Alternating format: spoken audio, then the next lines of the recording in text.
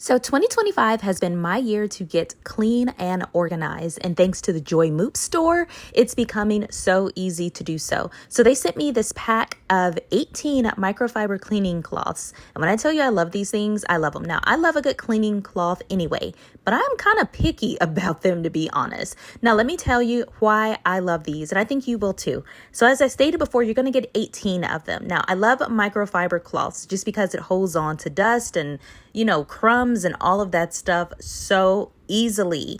So they just kind of stick right in there. I love these. First off, they are super soft. Okay. When I tell you soft, but they are not the soft to where you are getting lint, like trapped on your TV screen or wherever else you are cleaning. I mean, it's just soft. It's not going to scratch anything. Now you're getting 3 different colors, which is so important to me when I buy a pack of cleaning cloths, because I like to have one color for one area in my home. So like blue would be for my bathroom, green would be for the kitchen, pink can be dusting or somewhere around the house. These soak up the water really quickly. I have some microfiber cloths that I just feel like they don't get wet enough, but this one worked very well. I sprayed some spray on my countertops. I also love that it's soft, so you can feel like the texture of your countertops underneath.